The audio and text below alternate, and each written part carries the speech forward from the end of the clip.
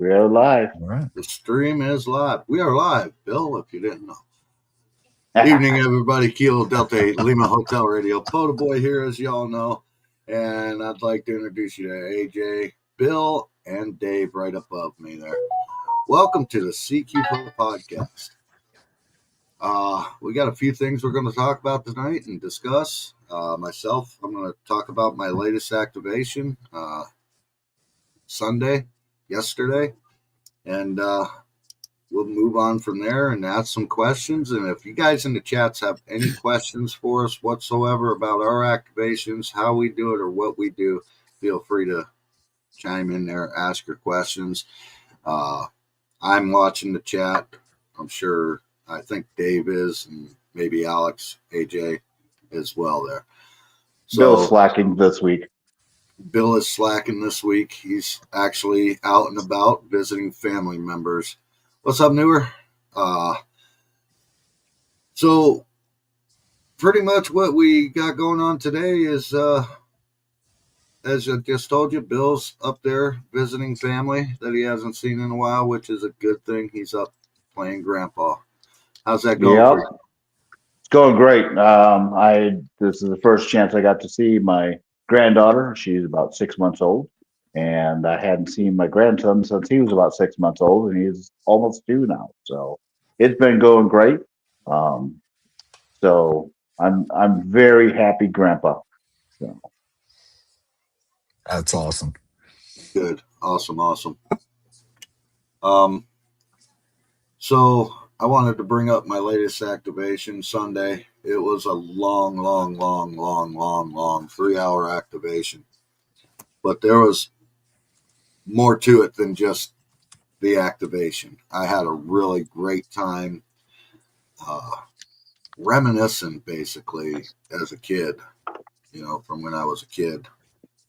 I've been going to that spot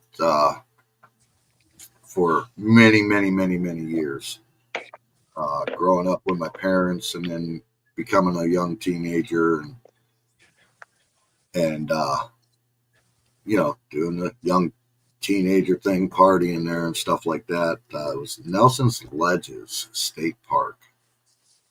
It was great. Hey, POTA Power. I got 54 total contacts on the activation, but before I did the activation, I did a little walk around in the park and I showed everybody where I was. And man, it was fun. Like I said, it brought back a lot of memories. That's for sure. And I did that for about 15 to 20 minutes, and then I came down and I activated the park and had a great time doing that. And I do want to say this.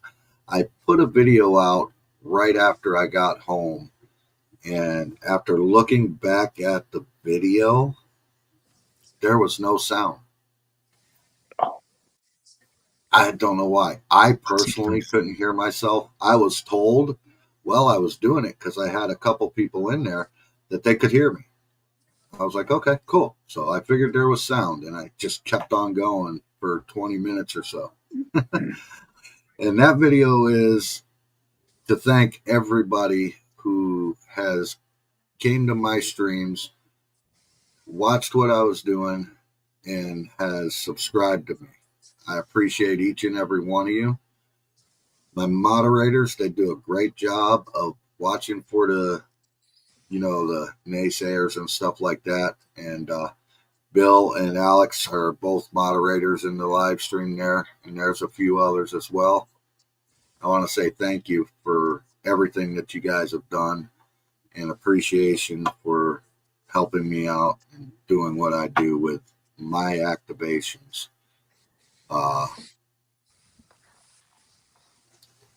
Just thank you, everybody. If it wasn't for you guys, I wouldn't be doing it, And Bill, you especially helped me out, and Joe, our behind the scenes guy, you guys helped me out a lot with my YouTube and getting it up and running. And now you're a professional, so I'm a poor professional. Professional. There we go. I'm a poor POTA boy. But thank you, everybody, all my subscribers on my channel. Now that I got that out of the way, we can move on. I just wanted to do that tonight because I knew that I was going to be seen and heard.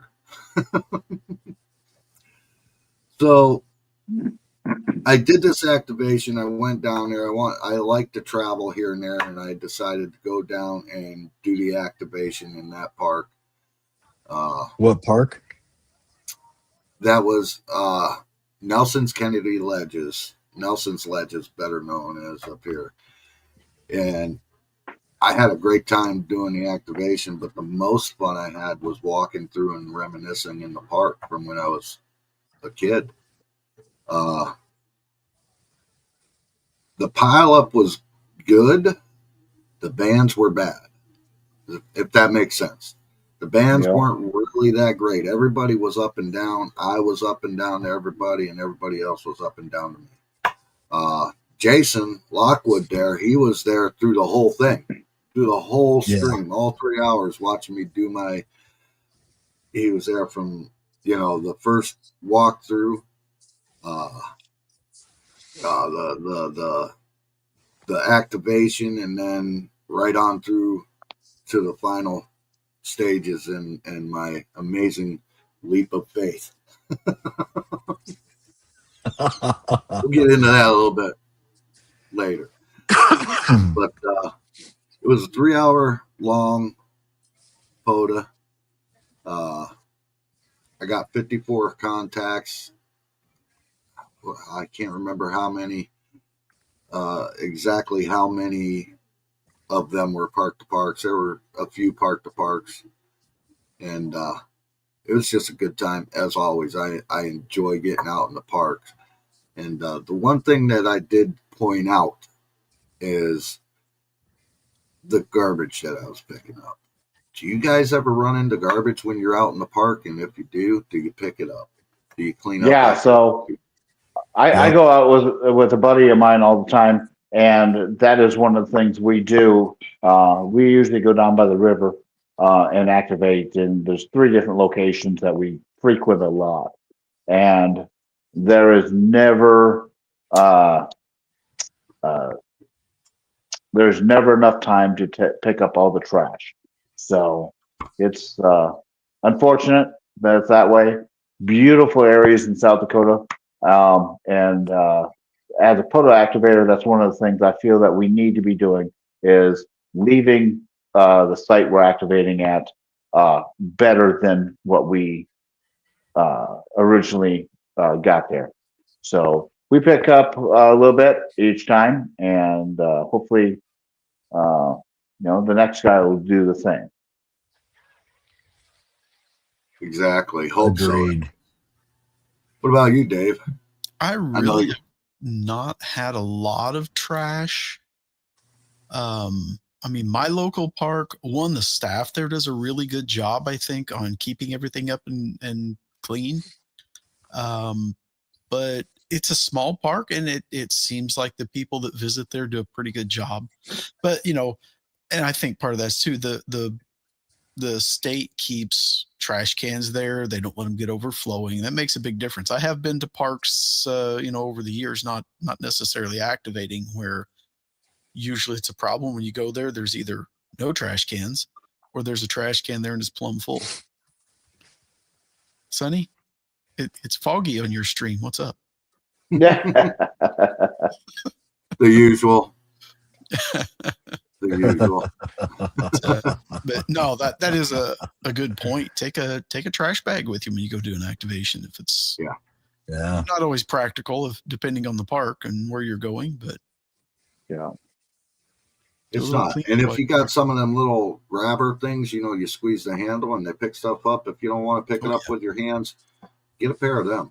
They're amazing. Yep. They are cheap. They're like $8-10 a piece. I personally have several of those around the house just for helping me with things around the house. So $8-10 a piece on Amazon. They are well worth it. And most often they even have magnetic tip. You drop something, that's metal, you can retrieve it a lot easier. Yeah, John there, Kilo November 6th, Lima. He put a good remark in there. Good. You're right. A lot of times, people will do that, and I make it a point on my videos to show that I have my ashtray and everything like that. I don't leave these around. In the video just this weekend, as I was sitting there smoking, I showed it. I put it right in my pocket, and it's still in my coat pocket, my jacket pocket. So why am I envisioning you jumping and dancing and smacking yourself? Ooh, that was not quite out yet. I might just do it for entertainment. No, that's another point. What he brings up with that is, if people know you go there and operate a lot, and then somebody comes in later and they see a bunch of trash laying around, yeah, you may well get the blame for it, whether you did it or not. That's a good point. Exactly. That's a good point. And a lot of people see me pick up after myself and other people. I even, because of my job, I work at the rest areas, and now I'm at the store because I rebuild. But that's what I do for a living. I pick up after other people. I make our parks look pretty, beautiful, I should say. And I even go as far as cleaning out the grills, the ashes out of the grills sometimes. I did that once. Yeah, I was trying to find a spot to put my mast up on, and I said, well, I'll just tie it to the grill here. And I'm sitting there and I'm looking at the grill, and I tied up the antenna, the mast, not the antenna, but the mast. And I looked down at the grill, and I walked over, grabbed the trash can out of the bathrooms, because in my park that I go to, the only place the trash cans are is over in the pavilion and at the bathroom. There's none just scattered around here and there. But I walked over to the bathroom, grabbed the trash can, grabbed a piece of cardboard out of my trunk of my car that I used for laying under the car and stuff like that, and I scraped out that grill. Yeah. I have no clue why I did it. Don't ask, but I did.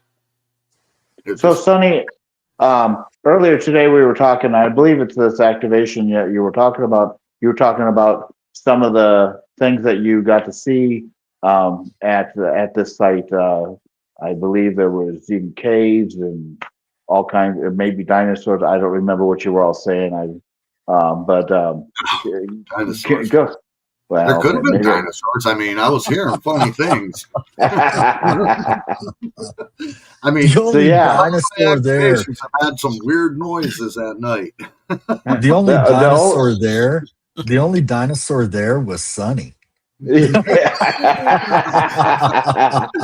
right. You're right. When I was walking through, everybody I passed or seen was all younger than me. And a lot of squirrels. Yeah. You're right, Jason. A lot of squirrels. There was a lot of squirrels. Squirrels. I think I seen every Chippendale, every single Chippendale, from the first Chippendales to the last Chippendale. Oh, so all the you said saw the Chippendales. I'm like, whoa! This is family friendly here. No, not them Chippendales. Whoa, let's not. Hey, no. Miss Julie's in the chat there. She might get all excited. But I'd love to. Why don't you share a little bit about the different things that you got to see? Because it sounded so interesting when we were talking earlier. Well, Joe, if you could, in the background there, bring up the Nelson's Ledges there, and you'll be able to. I'll be able to. Not that one. That was my activation from a while ago. I was just checking something out. But I'll just go with it. There's a lot of caves and caverns and crevices and saw some rocks really close up, John. Yes, I did.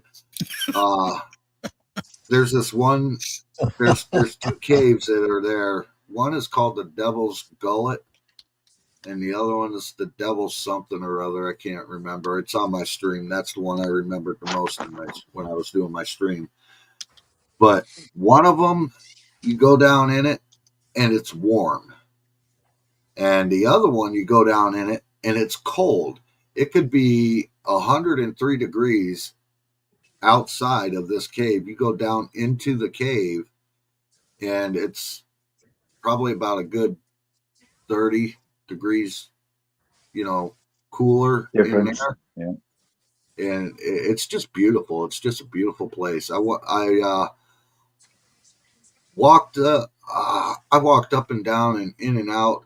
If you watch the stream, you'll notice that I take the camera and I hold it out over the ledges that I was standing on and walking on the rocks, the big outcroppings and stuff. They're just huge, and you can see the actual layers from the time zones or not time zones, but the errors, the time.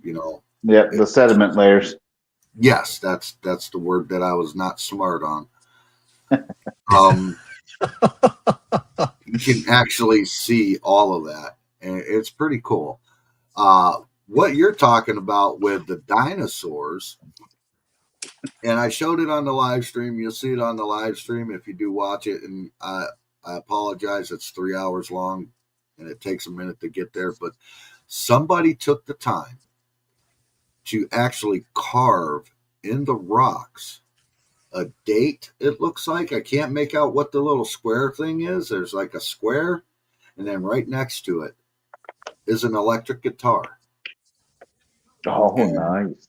it was cool. I mean, it's only like this big. When you're in person, it's only like this big. It's only like 5 inches, however big this is. I'm a guy, so 5 inches is this big.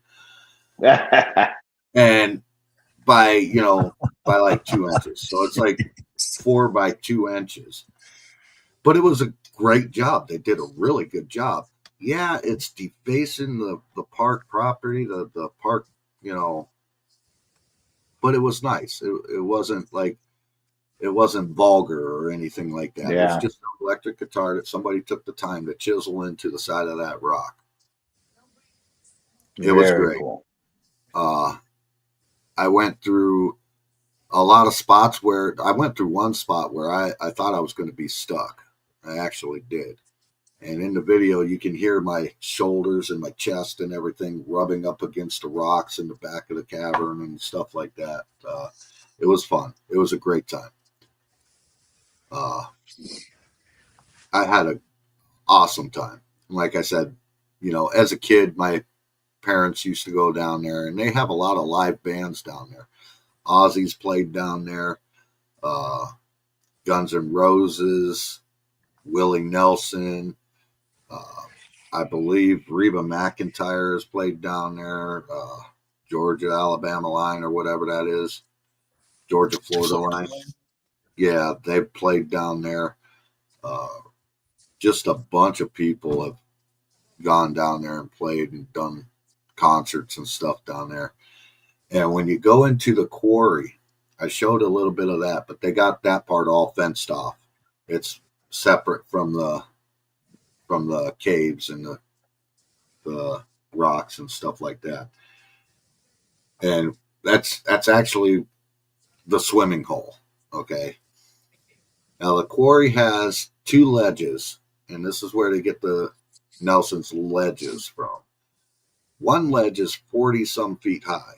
The other ledge is only like 15 feet or so. When I was a kid, we used to jump off from them ledges into the water. We had a great time. And I remember the first time I tried to backflip off the high ledge. I did the backflip, like all the way back, flipped over, and then flat down into the water. Ouch. Belly smacked on the backflip. But I did the flip. I completed the flip. So yeah, it's just beautiful down there. That's not the only beautiful park that I've been to, but it's fun. So yeah, that's one of the added benefits of doing Parks on the Air is the parks are almost always in these amazing areas, and you get to soak up the scenery, explore some places that you haven't explored before, and you get to make or memories. even places that you have explored way back when, and Yes, you get to see it in a different line of sight as an adult. yes, exactly. So, You just don't fit down those narrow passages as well. yeah. No. And I mean, all I can say is for right now, because my negligence, I didn't have stuff ready. And Bill, I apologize. You did tell me to get that stuff ready, and I just had other stuff going through my mind. Well, things happen. I wish I had. That way you could have seen some of the stuff that I seen. All I can say is watch the video. I mean, it's not just the parks on the air that you're seeing. It's a stroll down memory lane for me, anyways. Yeah. It was a good time. I had fun. Well, good deal. What about you, Dave? How many? Where was that park at? That's in South Central Ohio. Okay. Not South Central California. It sounds like an interesting place. Very much. It's very interesting. How I don't know how else to put it. It's you pull into this little parking lot. It's not a very big parking lot, and one half of the parking lot, you look on one side of the parking lot, it's all wetland and marshy. You look this way, and you got the caverns and the cliffs and the caves and all that over here. You got to walk up steps. I mean, I was finding stuff that when I was a kid wasn't there. Like stairs. There was a pair of stairs there. Hey, Gray Man, what's happening? He's picking on me about FT8. Yes, he is. Oh, that's funny. Not my favorite mode, but hey, that's the beauty of ham radio. There's something for everybody if you look around. And if you've seen Tim's short, like he says in his one short that he just put up, whatever makes you happy with the hobby. For us here, Alex, you're happy hunting. You do more hunting than anything. I've even told you should change that to AJ the Hunter. AJ the Hunter. I do a lot of hunting with some activating on the side. You bet. Yeah. What was the last park that you hunted? What it was? I think it was a park. I'm not sure, but it was really early in the morning. Where was that at? India. Yeah. Oh wow. I took India at 2:00 in the morning. Yeah. Wow. Congratulations. And that was India. Thank you. India. And that was a POTA park in India. That's amazing. 2:00 in the morning. No. That wasn't a POTA park. That was just a DX contact. Oh, gotcha. Yeah, that wasn't a POTA park. It was just a DX contact. That would have been cool. A POTA in India. Yeah, that would have been awesome, man. I would have bowed to you. I would have done the almighty bow if it had been a POTA park. Yeah, that's impressive. I could have closed my eyes and just gone ahead and passed on at that point and been happy. I'm always watching for the DX for POTA. I've got a few, I think, England and I don't know what else, but Spain. I got Spain activations, actually. Yeah, I've got Australia, POTA Park in Australia, and Cuba and Puerto Rico, and now is this all some other places? Right? You don't do too much FTA. That's correct, like Dave, right? That's well, I do. Okay, I do FT8 as well, but I do my POTA hunting on voice. That's right. I can't, Tim, I've tried so many times to get you in the park when I'm sitting here at the house, and I can't. I got to get a different setup with my antenna because I'm running. My antenna is literally running directly east and west. So I need to get another antenna heading up north and south, or maybe just put up that 5-element Yagi that I bought at Hamvention. That would probably do it. With that 5-element Yagi, you can reach out and touch someone. You don't have to worry about whether you can get them on the radio. You're down there tapping them on the shoulder. That thing is huge. With that 5-element Yagi, I could probably reach out to where you're at and turn it back to so that you're at home. Yeah, about the airport. Yeah. So if it'll reach out and touch someone, now this is going to show people how old I am. Does that mean he's going to have to change his call sign to KD8 ATT? ATT. That used to be their slogan. Yeah, it was. I don't think I've heard that in forever, but yeah. So moving along. Let's move along because this is great. This is fun. Sonny. AJ. God, it's so weird saying it. Alex. I'm calling you. Yes. What's up, Hunter? Okay, so that was a good activation. Dave, take us somewhere, buddy. Oh, take us somewhere. How about US 1017? Sounds great. I got to take my grandson with me, and we went down and activated at my favorite pavilion down there.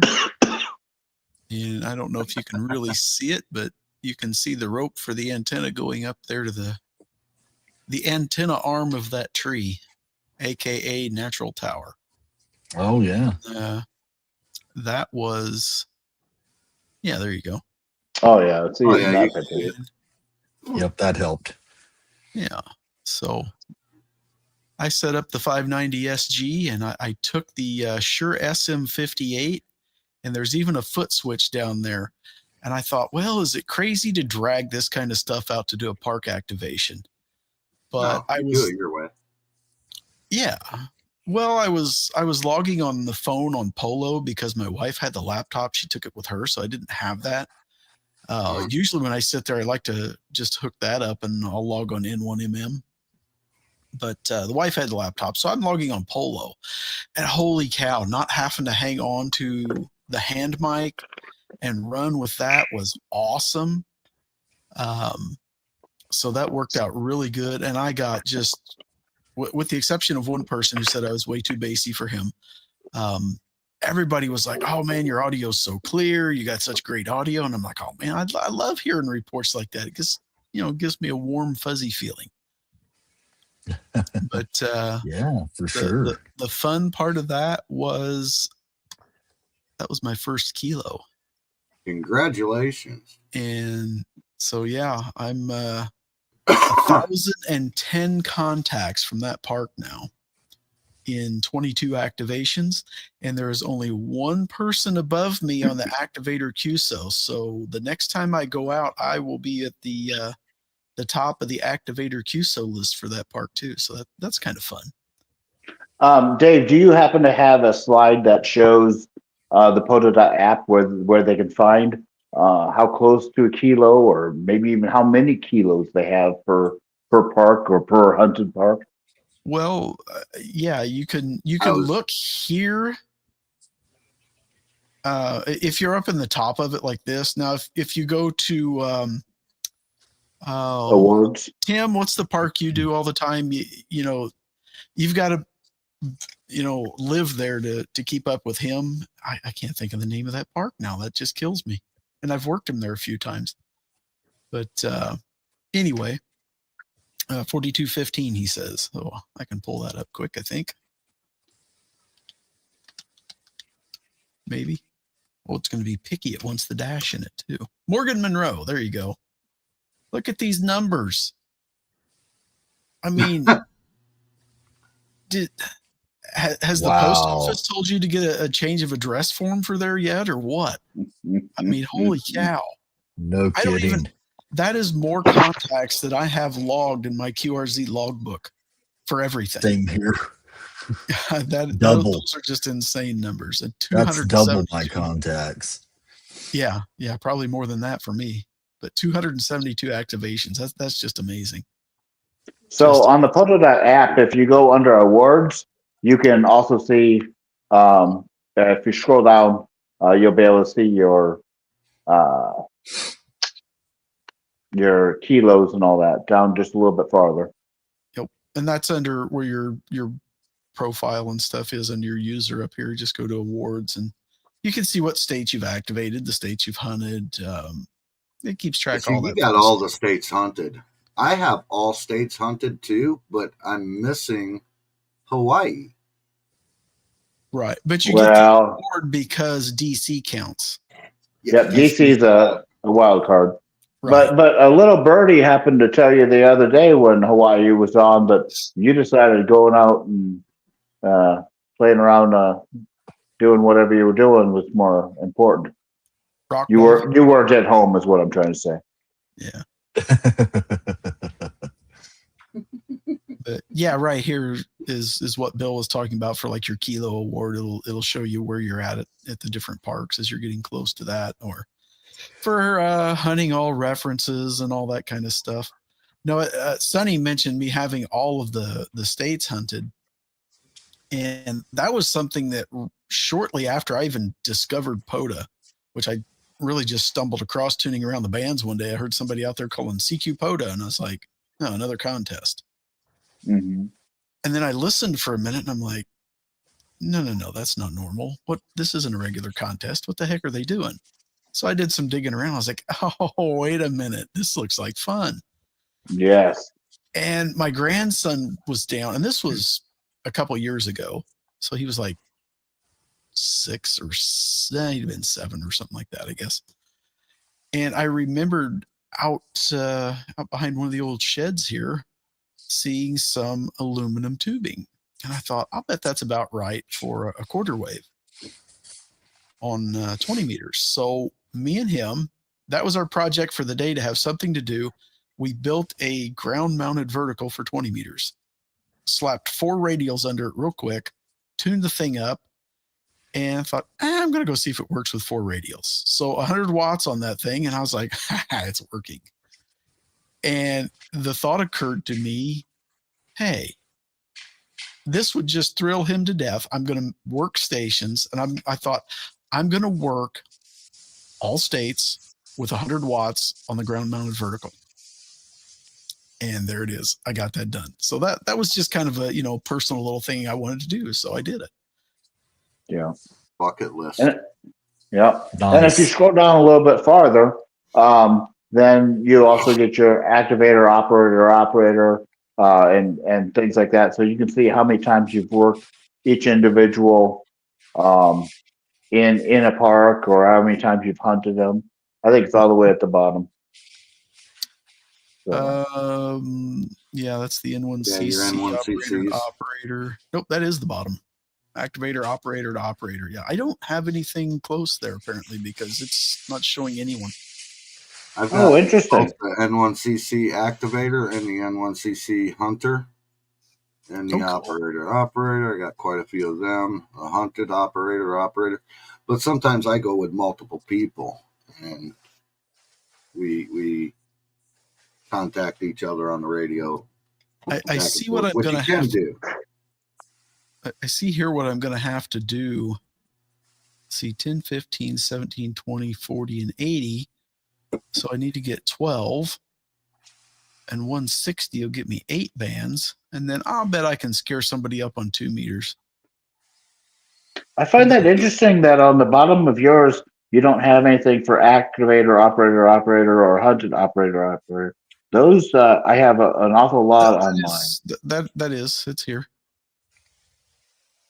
I just don't have anyone there. I've been doing this for a few years, but I've stayed so busy. I haven't hunted a lot from home. A lot of times when I'm driving around in the truck, I'll use the mobile and work some and try to. I mean, I know for POTA as the hunter, I don't have to log it, but I do try to log. And when you're mobile, that's just sometimes not possible. So that's a good question there, and I'm glad you said that. So I'll let you continue on, and then I got a little thing I wanna throw out there for everybody, see what they think. Yeah, I see here. I need to cut some legs for my antenna setup that I've got, the interchangeable elements, and I'm going to have to put some legs for 160 on there, and I'm going to go down there in the dark and do a 160 activation and see how that plays. Watch out for Bigfoot. Well, he doesn't scare me much. He scared me. I don't know if it was Bigfoot, but it was scary. But let's see, is there... Oh, this was something, and I didn't even know Polo had this on it. And I really can't see that because it's very small. But I screenshot that off of my phone for your activation, and you get it by hitting, and I never thought to take a screenshot of it, but you get it by hitting, swiping across at the very top where it kind of gives your information stats at the top of your log. I kind of stumbled onto it by accident last time, and I thought, oh, that's kind of cool. So it kind of gives you your park to parks, how many states you've got. But I was impressed with that activation. 32 states in this one activation.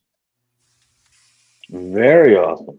That blew me away. I thought, I've never really looked at that before.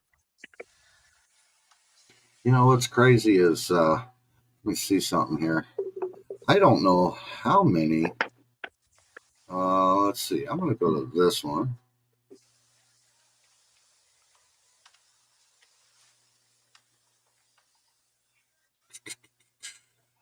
Show me that again, Dave. I want to see where you get the September 20th. It's on your QSO tab where you're looking. Yeah, I'm at the info tab. I'm right there. Yeah, at the very top of that, there is a bar that gives you like your number of QSOs and your park to parks and whatnot at the very top. It's kind of highlighted a little bit compared to your QSOs. Yeah, your operation stats. And I think you swipe to one side or the other and it brings that up. Yeah, I'm there. I don't know if I could get my phone in front of the camera where you could see that or not. Okay. In the United States, I got 340. Canada, I got 16. U.S. Virgin Islands, Spain, England, Puerto Rico, and Germany. This was one of my bigger activations that I got, that I done. And this was my 2 for 8 hours and 57 minutes that I did. That right there? Yeah, I'm there. I got it. I'm there. Yeah, you just swipe across that and it brings up your stats for that operation. But, another cool feature of Polo. Yeah, Polo's awesome.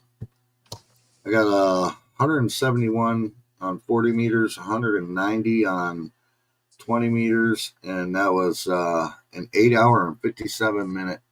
That was my 24-hour attempt is what this one is that I'm looking at. And on those apps, after your activation, when you look at your map, and like we discussed last week, several of the programs have the maps, but on Polo, if you bring up your map after your activation, it shows you where all the contacts were that you made on the map, just what they showing there. And that just pumps you up again and say, wow, look, that's pretty cool to see the groupings and where you all contacted. Go ahead and show mine too there, Joe, if you would. Something to mention is that count that it shows on the map is not necessarily accurate with how many QSOs you're going to be counted for because of the multis and the park to park. Right.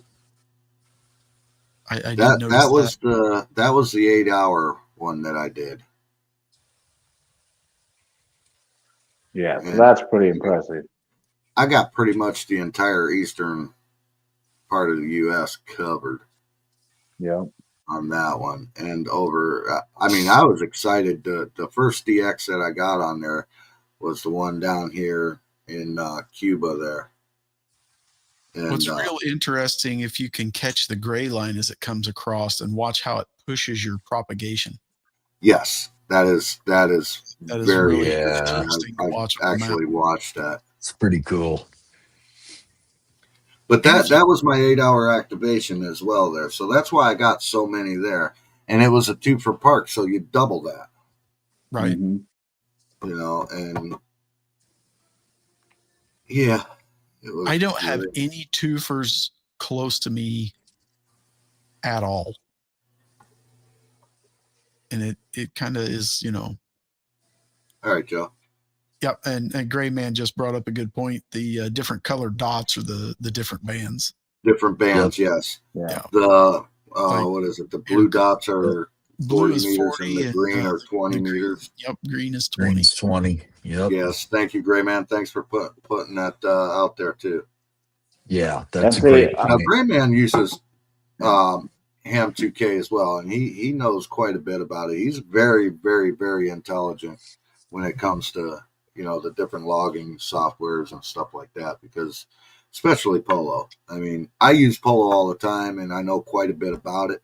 And I just learned just the other day, I never knew this.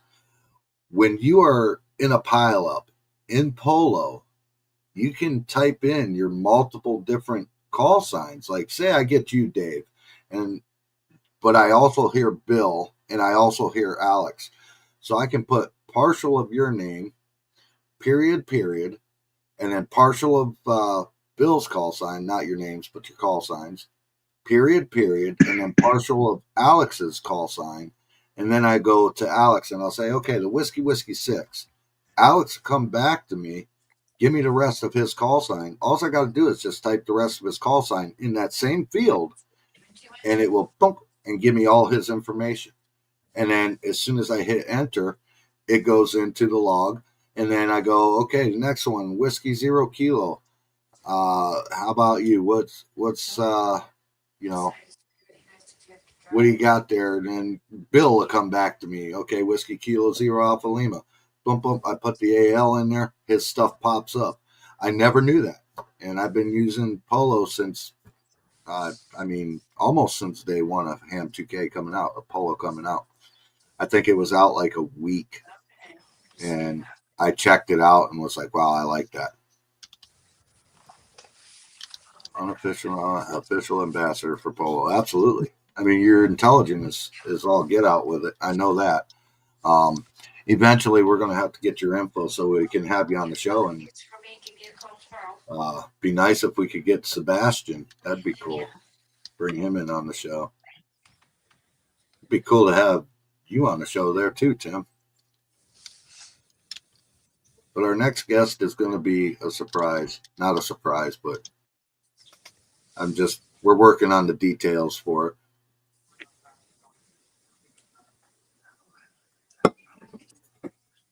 Fun. Yep. So we will get it all worked out soon. Yeah, we're just waiting for Bill to come back from his little vacation there. And then I'm going to start sending out some information to some people and see if they're willing and would like to come on to the show and let us intro view them.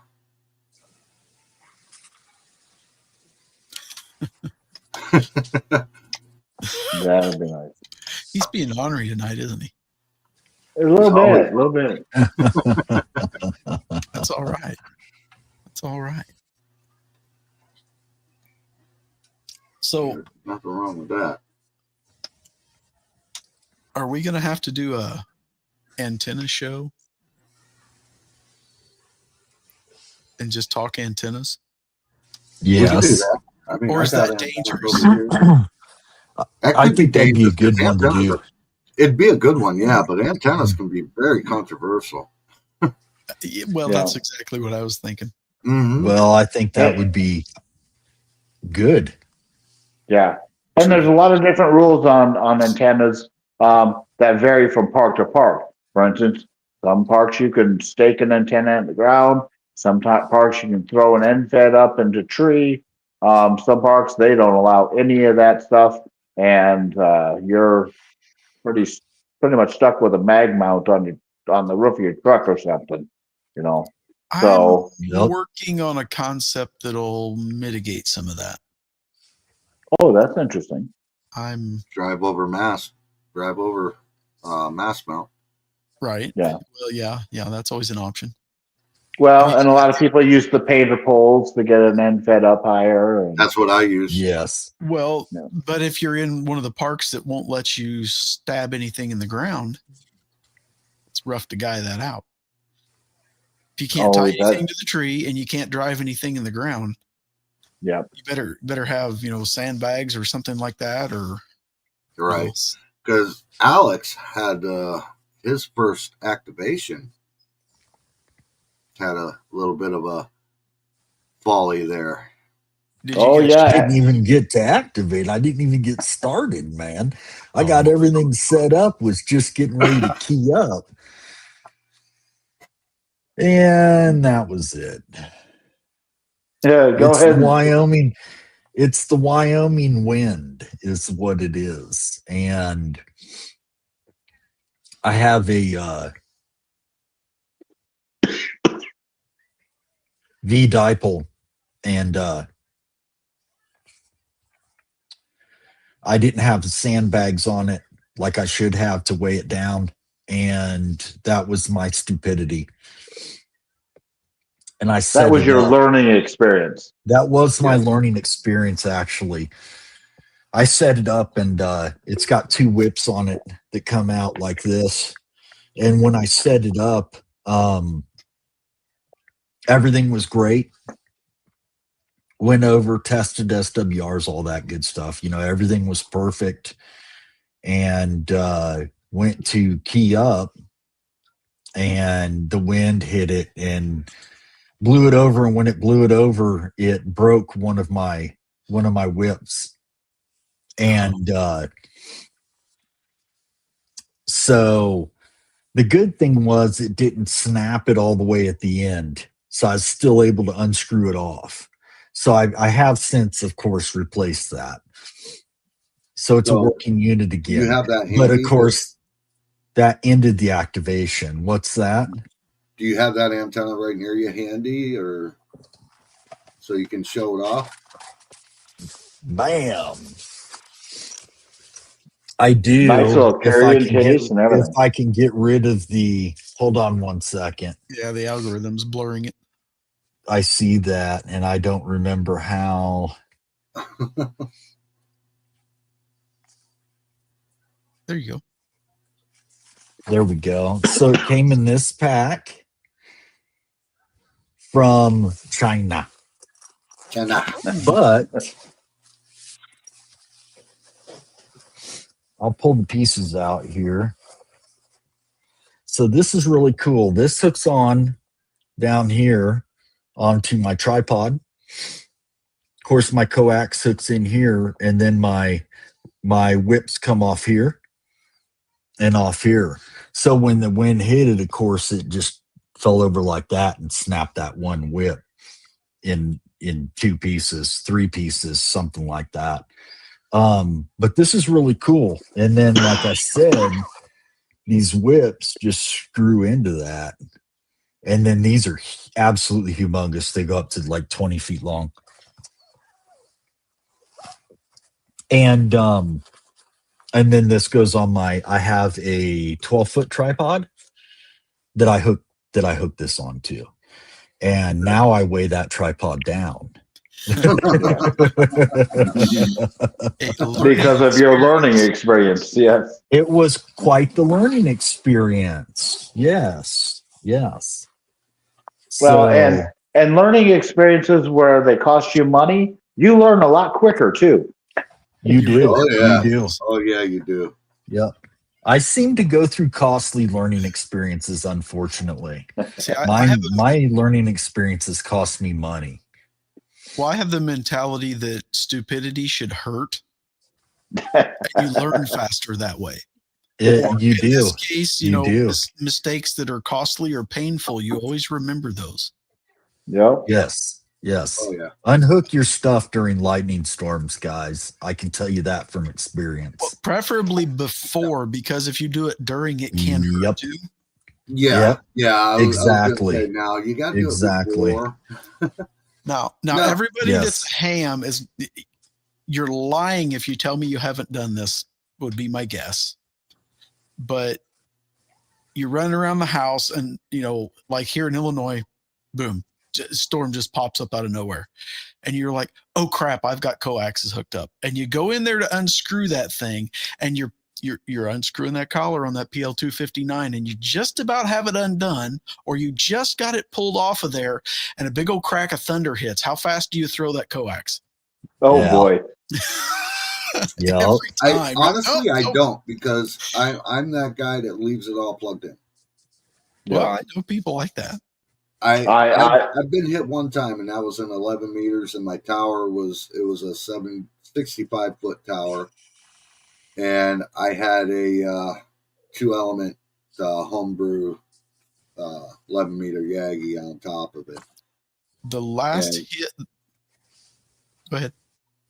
And it didn't hurt the radio at all. The Yagi and the coax took it all.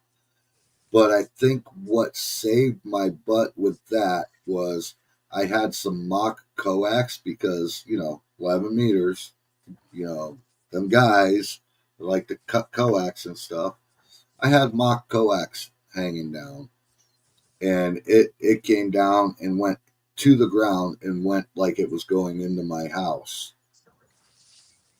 And that I think that took the lightning rather than the actual coax Right. somehow or other.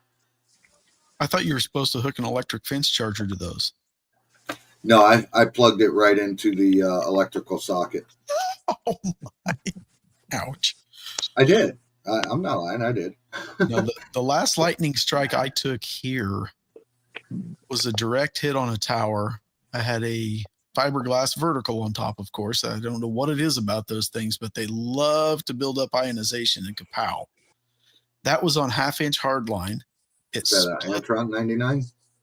no, it was a Diamond V2000, 2-meter 440. So it split out the side of the 1/2-inch hardline. It blew the PL259 off of the, it was like some kind of an RG8 type coax coming off the hardline into the rig. It blew the coax out of that connector at the back of the rig. It blew the DC power line apart. It took out the power supply. I had an outdoor access point on there.